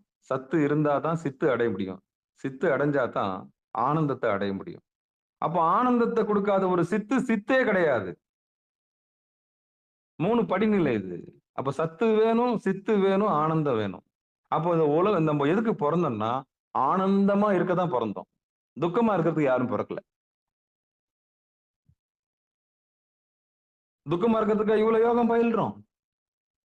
உம்முன்னு வச்சுக்கிறத சந்தோஷமா இருக்கிறது தான் வந்தோம். நம்ம விடுதலை வாங்கத்தான் வந்தோம். பரிபூரண விடுதலை. அந்த சந்தோஷம் டெம்பரவரி சந்தோஷம் கொடுக்குற ஆணவம் நமக்கு வேண்டாம். அதான் தூக்கி எட்ட போடு. நிலையில்லாத சந்தோஷத்தை கொடுக்குற இந்த பொருள்லாம் நமக்கு வேணாம். அதான் நாராயணன் தூக்கி எட்ட போடு.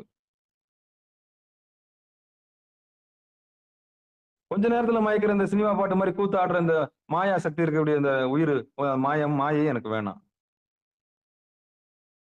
அப்போ டெம்பரவரி சுதந்திரம் இந்த உடம்பு இன்பம் நமக்கு வேணாம். நிலையில்லாத பொருள் கொடுக்கக்கூடிய இந்த நாராயணன் நம்ம வஸ்து, சர்வம் கிருஷ்ணார்ப்பண வஸ்து, அந்த வஸ்து நம்மளுக்கு வேணாம். அதையும் தூக்கி எட்டப்படும். நம்மள மயக்கக்கூடிய ஆற்றல் இந்த மாயா சக்திகள் அதையும் தூக்கி எட்ட போடு. அது 3த்தையும் தூக்கி எட்ட போட்டீங்கன்னா சத்து. அதுக்கப்புறம் என்ன இருக்குது? சத்து. அதாவது ஆணவத்தை நீக்கி, கண்மத்தை நீக்கி, மயக்கத்தை நீக்குனா அங்க இருக்கிறது ஒரே ஒரு பொருள். அதுக்கு பேரு சத்துன்னு பேரு. தமிழ்ல அதுக்கு பசுன்னு பேரு. அதான் உயிர்னு பேரு. அப்ப உயிரை அடைந்தவர்கள் எல்லா உயிரும் சமமா பார்ப்பாங்க. உனக்கு மூத்திரம் போறது எனக்கு மூத்திரம் போகுது, உனக்கு டாய்லெட் போறது எனக்கு டாய்லெட் போகுது, உனக்கு பசிக்கிற மாதிரி தான் எனக்கு பசி இருக்குது, உனக்கு கோவம் வர மாதிரி தான் எனக்கு கோவம் வருது, உனக்கு என்ன உணர்ச்சி இருக்குதோ அதான் எனக்கு இருக்குது. அப்ப நீயும் நானும் உணர்வுகள்ல எல்லாம் ஒரே ஆள் தான். அப்ப எவ்வுயிரும் தம்முயிர் போல். அப்ப உன்னை கிள்ள கூடாது. நீ யாரு, நானா இருக்கிறேன். நீ என் காலம் மிதிக்காத, நான் உன் காலம் மிதிக்க மாட்டேன். அவ்வளவுதான். உன் பர்சனல்ல நான் தலையிட மாட்டேன். உன் பர்சனல் நான் இன்டர்ஃபியர் ஆக மாட்டேன். I don't interfere your personal. I don't enter your personal. இந்த மாதிரி யார் ஒருத்தர் தன்னறிவு பெறாங்களோ அவங்க தான் சித்தர்கள். புரிஞ்சுக்கிட்டாங்க அவங்க வாழ்க்கையை. அப்போ சத்து அடைஞ்சிட்டாங்க. இந்த சத்து அடைஞ்சவங்க அதுக்கப்புறம் அடையக்கூடாது தான் சித்து. அப்போ வாழ்க்கையில ஒழுக்கம் முக்கியம். அந்த ஒழுக்கத்தை தொடர்ந்து கடைபிடிக்கிறது முக்கியம். ஆசனம் முக்கியம், பிராணாயாமம் முக்கியம், பிரத்யாகாரம் முக்கியம், தாரணை முக்கியம், தியானம் முக்கியம், சமாதி முக்கியம். சமாதி அடைஞ்ச பிறகு அடையக்கூடிய இந்த அட்டமா சித்தி ரொம்ப முக்கியம். அந்த அட்டமா சித்தில தான் 20,700 பேதம் இருக்குன்றார். யாரு? திருமூலன். அந்த 20,700 கண்மமும் மாபந்த யோகம். உங்களுக்கு யோகத்தால இந்த 20,700 சித்திகளையும் உங்களால செய்ய முடியும். இது எல்லாம் எப்படி கிடைச்சதுன்னா, நீங்க உழைச்சதால கிடைச்சது. தரும் இவை காய உழைப்பாகும் தானே. உங்க தவத்துக்கு உண்டான பரிசு சாமி. இத்தனையும் கைகூடுன்றாரு. இத்தனையும் கைகூடுன்றாரு. எப்படி? 20,700 வேதம் அருவிய கண்மமா மாபந்த யோகம். அவ்வளவு ஆற்றல் கிடைக்குமா? நல்லா சொன்னேன். நல்லா தெரிஞ்சவங்க இந்த சித்துக்கெல்லாம் 20,700 வேணாம், இந்த அட்டமா சித்தியும் வேணாம், உனக்கு என் திருவடியே போதும். நல்லா தெரிஞ்சவங்க திருவடியே போதும்னு அவ்வளவுதான், முடிஞ்சு போச்சு. எனக்கு சித்தியும் வேணாம், அதுவும் வேணாம், எனக்கு சாமி இது போதும் சாமி, அவ்வளவுதான். அப்ப இதுல இருந்து என்ன தெரியுதுன்னா, எவ்வளவு 20,000 சித்தமா இருந்தாலும், என்ன இதுவா இருந்தாலும், என்ன மேஜிக்கா இருந்தாலும், சாமியோட திருவடி தவிர எனக்கு எதுவும் வேண்டாம் அப்படின்னு உறுதிப்பாடா இருக்கணும். ஆனா அதுக்கு பரிசு இங்க சொல்றாரு. என்ன சொல்றாருன்னா, 20,700 வேதம் அருவிய கண்மமாம் யோகபந்த யோகம் தருமிவை காய உழைப்பாகும் தானே. அத்தனையும் சித்தி பெறலாம். அது 8 யோகம் சொன்ன இல்லையா? சுருங்குதல், விரித்தல், கனமாதல். அதாவது நம்மளே சுருக்கிறது, அப்புறம் ஒண்ணு விரிச்சுக்கிறது, அப்புறம் கனமாதல், அப்புறம் தன்மயமாதல், அப்புறம் தன்மயமாதல், அப்புறம் விரும்பிய பொருளை இழுத்தல், காந்தகமாக மாறுதல், அப்புறம் கூடு விட்டு கூடு பாய்தல், அப்புறம் உருமாறுதல். இப்படி 8 சித்தி சொன்ன இல்லையா? அதுல எல்லாம் நாட்டம் போகாது. அதுவே உங்களுக்கு சலிப்பாயிடும் ஒரு காலத்துல. சித்தர்கள் எல்லாம் சலிச்சிருவாங்க. அந்த யோகங்கள்லாம் பார்த்து சலிச்சு போயிடும் அவங்களுக்கு. அப்ப இது போதும் எனக்கு, அவ்வளவுதான். காத்துல பறக்கிறது போதும், கூடு விட்டு கூடு பாய்ஞ்சது போதும், என்ன சுருங்கி இருந்தது போதும். அப்ப அகத்தியரை விடவா ஒரு சித்தர் வேணும். வடக்கு சாமி கல்யாணம் நடக்குது. எல்லாரும் அங்க போயிட்டாங்க, வடநாட்டுக்கு போயிட்டாங்க. அப்போ என்ன பண்றது? ஒண்ணும் பண்ண முடியல. அங்க தாழ்ந்து போச்சு, தெற்கு உயர்ந்து போச்சு, தென்னாடு உயர்ந்து போச்சு, அது தாழ்ந்து போச்சு. அப்போ கைலாயம் தாழ்ந்து போயினே இருக்குது. ஏன்னா எல்லா தேவர்களும் அங்க வந்துட்டாங்க. உடனே சாமி என்ன பண்ணாரு, இதை சரி செய்யணும், ஓடி போய் என்ன பண்ணு, அகத்தியர் கூப்பிட்டாரு. சாமி நான் கல்யாணத்தை பார்க்கணும். நமக்கு நிகரானவன், நமக்கு என்ன சொல்றாரு, நமக்கு நிகராக இருக்கக்கூடிய சாரி சமன் செய்வாயாக போ அகத்தீஸ்வரா. அப்ப உள்ள ஈஸ்வரனை பார்த்தவர் அவரு. அப்ப உள்ள பார்த்தோம்னா இல்ல நான் கல்யாணத்தை பார்க்கணும். உனக்கு தான் எல்லாம் உள்ள தெரியுது இல்ல, போயா பாப்போ, நான் உனக்கு காட்சி கொடுக்குறேன், பொதிகை மலையில போய் இரு. அப்ப அங்க இருந்து அனுப்புறாரு. அப்ப சமன் ஆகுது. அப்ப தேவர் எல்லாம் அங்க இருக்கும்போது இங்க ஒரே ஆள் சமன் பண்றாரு. அப்ப யாருடைய ஆற்றல், சிவபெருமானுக்கு நிகரா யார் வந்துங்குதுங்க, அகத்தியர். அப்ப இது சித்து தானே. அப்ப அவ்வளவு பெரிய ஆற்றல் நமக்கு கொடுக்குறாரா இல்லையா சாமி. அப்ப அது அகத்தியர்னு பேர் அவர். அதான் சித்தர்கள்லயே மிக மூத்தவர் அவர், அகத்திய மாமுனி. அவருக்கு மாமுனின்னு பேர் வைக்கிறாங்க, அகத்திய மாமுனின்னு பேர் வைக்கிறாங்க. ஏன் அகத்தியரை வணங்குறாங்க எல்லாரும், இந்த அட்டமா சித்தில இருந்து எல்லா சித்திக்கும் மூலமா இருந்து சாமியோட உள்ள போய் தரிசனம் பண்ணவர். இதெல்லாம் தேவையில்லை போங்கடா அப்படின்னு சொல்லி தூக்கி போட்டு என்னுடைய திருவடியை பிடிச்சவர், திருவடியை பிடிச்சவர். ஏன் சுந்தரர் செய்யலையா, முதல வாயிலிருந்து குழந்தை எடுக்கலையா, திருஞான சம்பந்தர் செய்யலையா, வெறும் சாம்பலையும் எலும்பியை வச்சு ஒரு குழந்தைய ரெடி பண்ணலையா, நாவுக்கரசர் செய்யலையா. இதெல்லாம் என்னது, சித்தம், திட சித்தம். பாம்பு கடிச்சு வந்துட்டான் குழந்தை, சீராளன் திரும்பி வரலையா. சைவத்துல இந்த அட்டமா சித்திக்கு அளவே கிடையாது. இந்த பெரிய பெரிய மிராக்கள் நடந்திருக்குது. மாற்று மதங்கள்ல தான் உயிர் தேடுதல்லாம் இருக்குதா, இல்ல. நம்ம சமயத்துல உயிர் தேடுதல் இருக்கு. முதல வாயில போன குழந்தை திருப்பி வந்தது எப்படி, என்ன சித்தி அது. அப்ப சுந்தரர் என்ன யோகம் பெற்றிருந்தாரு. நிச்சயம் எல்லாருக்கும் இந்த யோகம் உண்டு. அன்னைக்கு நடந்தது இன்னைக்கு நடக்கும், சாமி மனசு வச்சாருன்னா. கேள்வி கேட்கக்கூடாது. குதிரை எடுத்த மொழியாலும் எதுக்கலாலும் மிக்க சோதிக்க வேண்டாம், திருஞான சம்பந்தர் சொல்றாரு. திருஞான சம்பந்தர் சொல்றாரு, ரொம்ப சோதிக்காது. இதெல்லாம் நடந்திருக்குமான்னு ரொம்ப யோசிக்காத, நிச்சயம் நடக்கும். சித்தம் உண்டானால், சாமிக்கு சித்தம் உண்டானால் காரியம் நடக்கும். அப்போ சத்து, சித்து, ஆனந்தம். ஆனந்தம் பெற்றவர்கள் சித்துக்கு வரதே இல்லை. சித்து பெற்றவர்கள் ஆனந்தத்துக்கு, சித்து பெற்றவர்கள் சித்துக்கு சளிப்படைஞ்சு ஆனந்தத்துக்கு தான் போன ஆசைப்படுவாங்க. அப்போ சத்தான உணவு சாப்பிட்டு ஆரோக்கியமா இருந்தா தான் சித்தை நம்ம அடைய முடியும். அதுக்கு தவம் நம்மளுக்கு கை கூடும். அப்போ இந்த அட்டாங்க யோகத்தினுடைய விளைவு அட்டமா யோகம். அதுல இந்த 20,700 பேதம் கொண்ட அந்த சித்துக்கள்லாம் கிடைக்குமா. அது தவம் இருந்ததுனால கிடைக்கக்கூடிய உழைப்பாகும் அப்படின்றாரு. அப்போ அருமிகு 4 அடங்குமா சித்திக்கு. அந்த 8 சித்துக்கள்ல இந்த 20,000 பேதம் கண்மமும் செஞ்சு முடிக்கலாமா. எப்படி இந்த ஒரு பாட்டு சொல்லுது. அப்போ 24,700 20,700 பேதம் இருக்குதா அந்த கண்மத்துல. அத்தனை கண்மத்தை செஞ்சு முடிக்கலாம். நான் சொல்றது இப்ப திட சித்தம் உங்களுக்கு வந்துட்டு இருக்குமே.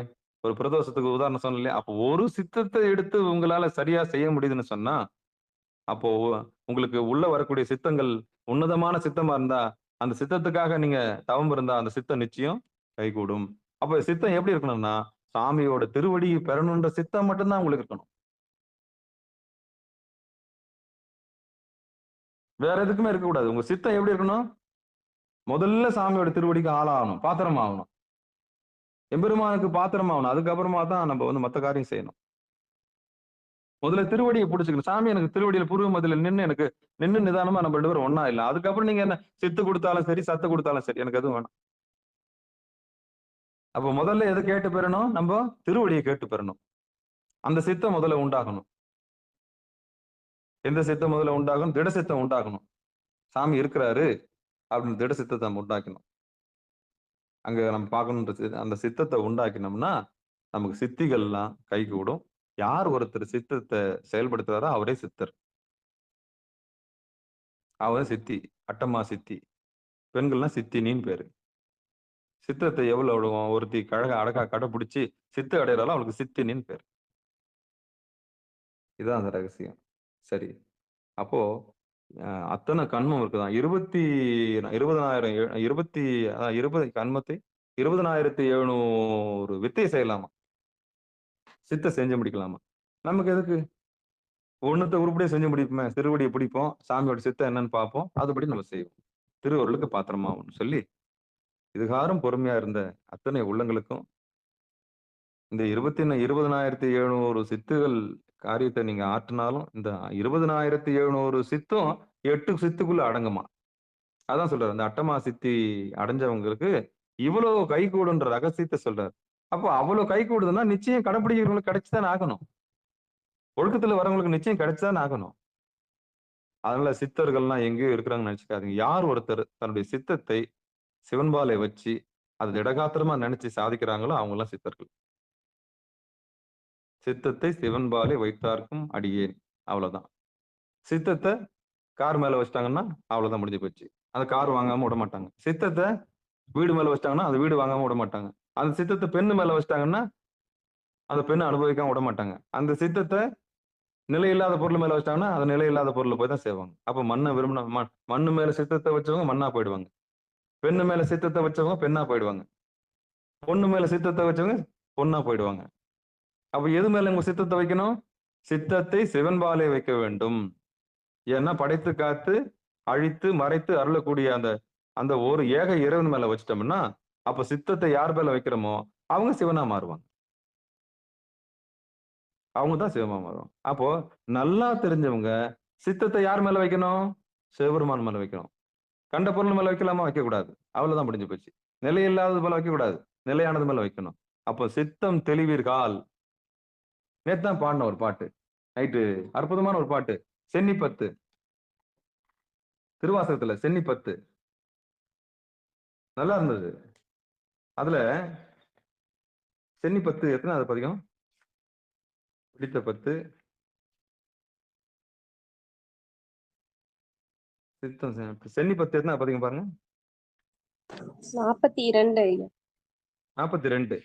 ஆமா. 42ல 42ல சென்னிப்பத்துல 42ல முத்தனை மோதல் சோதியை முத்தனை மோதல் சோதியை முக்கன் அப்பனை மோதல் வித்தினை சித்தனை சிவலோகனை திருநாமம் பாடி திரிதரும் பக்தர்கள் இங்கே வம்பின் நீர் உங்கள் பாசம் தீர பணிமீனோ சித்தமார்தரும் சேவடி கண்ணம் சென்னி மன்னி திகழுமே முத்தனை மோதல் சோதியை முக்கண்ணன் முத்தனை மோதல் சோதியை முக்கன் அப்பனை மோதல் வித்தினை சித்தனை சிவலோகனை திருநாமம் பாடி திரிதரும் பக்தர்கள் இங்கு வம்மின் நீர் உங்கள் பாசம் தீர பணிமீனோ சித்தமார்தரும் சேவடி கண்ணம் சென்னி மன்னி திகழுமே. அப்ப இந்த பாட்டு என்ன சொல்லுது? முத்தனை முதல் சோதி முக்கன் அப்பனை முதல் வித்தினை சித்தனை. அப்ப முதல் சித்தன் யாரு?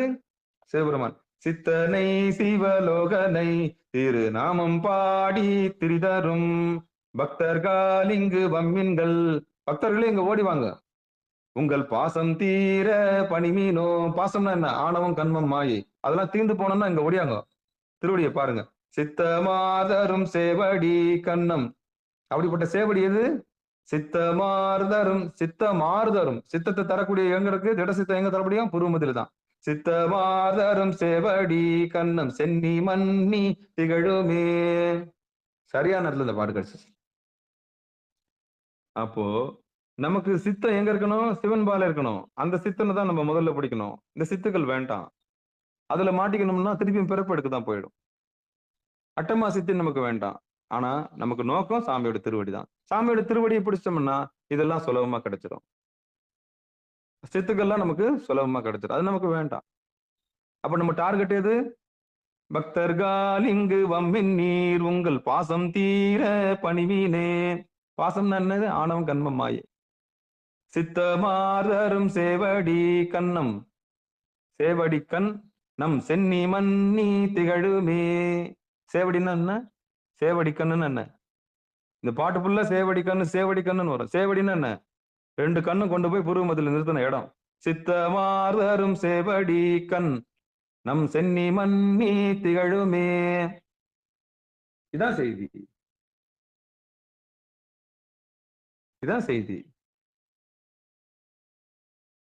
அப்போ சேவடியில் நிறுத்துறது தான் நமக்கு முதல் பணி. திருவடியை வணங்குறது தான் முதல் பணி. அதுக்கப்புறம் சித்தம். திருவடியில் நிறுத்துறதுக்கு சத்து வேணும். அப்புறம் சித்து வேணும். அப்ப சித்தனை நம்ம அடைய போறோம். அப்ப அட்டமா சித்தி நமக்கு 2வது பட்சம் தான். அதுக்கு மூலமா இருக்கிற கடவுள் தான் நமக்கு முதல் பட்சம். இறைவன் தான் முதல் பட்சமே தவிர, மத்த சித்திகள்லாம் 2வது பட்சம். அதை நோக்கி நம்ம போகக்கூடாது. அதை நோக்கி நம்ம போகக்கூடாது. சாமியை நோக்கி மட்டும்தான் போகணும். சாமி இறுக்கி படிச்சோம்னா சாமி சிரிப்பாரு. பரவாயில்ல, சித்துக்கெல்லாம் கூட வேணான்னு சொல்லிட்டானே அப்படின்னு.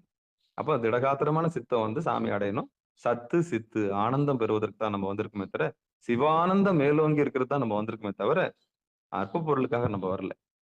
அற்ப பொருளுக்காக நம்ம வரல. அதனால நம்முடைய எண்ணங்களை மாத்தி நிலையானதை போக்கு நிலையானதை பிடிக்கிறதுக்கான முயற்சி பண்ணுவோம்னு சொல்லி, இதுகாரும் பொறுமையா கேட்ட அத்தனை உள்ளங்களுக்கும் மனமார்ந்த நன்றி சொல்லி நிகழ்ச்சியை இனிதே நிறைவு செய்வோம். இந்த பாடல் சொன்ன அத்தனை யோகங்களும் அத்தனை சித்திகளும் இறைவனுடைய திருவடியே தவிர வேறொன்றும் இல்லை என்பது இந்த ஒரு உண்மையை நம்ம உணர்ந்து, திருமூல நாயனாருடைய பொற்பாதங்களை மனமொழி மெய்களால வணங்கி, நம்ம எல்லாம் இந்த நிகழ்ச்சியில கலந்தாலோசனை செய்ய, கலந்தாலோசனை என்ற இந்த நிகழ்ச்சியில பங்கெடுக்க வச்ச சிவபெருமானுக்கு மனமார்ந்த நன்றிகளை சொல்லி, உடல் பொருள் ஆவியை நம்முடைய குருநாதர்கிட்ட ஒப்படைப்போம். நம்முடைய அறியாமை யார் தீர்த்து வைக்கிறாங்களோ அங்கிட்ட ஒப்படைப்போம். ஏதோ ஒரு இன்ஜின் மாதிரி வந்து நம்மள சரி செய்வாங்க. நம்மள வந்து சரி செய்வாங்க. அப்போ நம்ம உடல் பொருள் ஆவிய குருநாதர்கிட்ட கொடுத்து நம்முடைய அறியாமை நீக்கி, அந்த மேலான திட சித்தத்தை கொடுத்து, சத்து சித்து ஆனந்தமா மாறுவதற்கு யார் நமக்கு துணை செய்றாங்களோ, அந்த மேலான பரம்பொருளை சரணடைஞ்சு இந்த நிகழ்ச்சியை இனிதே நிறைவு செய்வோம். நன்றிங்க. அனைவருக்கும் வணக்கம். திருச்சிற்றம்பலம். அன்பர்களுக்கு ஆன்ம வணக்கம். நீங்கள் கேட்டுக்கொண்டிருந்ததும் பார்த்து கொண்டிருந்தும் சிகாரம் சைவநெறி பாடசாலை என்கிற டெலிகிராம் சேனல் மூலம் ஒவ்வொரு நாளும் அதிகாலை 5:20 மணிக்கு திருநெறிய தமிழோசை என்கிற தலைப்பின் கீழே 12 திருமுறை பாராயணம் செய்து வருகிறோம். அந்த வகையில சிவபெருமானுடைய பெரும் கருணையினாலே திருமூல நாயனார் இயற்றிய திருமந்திரம் என்கிற நூலை தற்போது சிந்தித்து வருகிறோம். நம்முடைய நிகழ்ச்சிக்கு வருகின்ற அத்துணை அடியார் பெருமக்களுடைய பொன்னார் திருவடிகளையும் மனம் மொழி மெய்களாலே வணங்கி நிகழ்ச்சியை இனிதே நிறைவு செய்வோம். மீண்டும் இன்று மாலை 6 மணிக்கு திருவடி பணிதல் என்கிற நிகழ்ச்சியில் சந்திக்கலாம் என்று, தவ பயிற்சியில் சந்திக்கலாம் என்று கூறி நிகழ்ச்சி இனிதே நிறைவு செய்வோம். நற்றுணையாவது நமச்சிவாயவே. நன்றிங்க. அனைவருக்கும் வணக்கம். திருச்சிற்றம்பலம், தில்லையம்பலம்.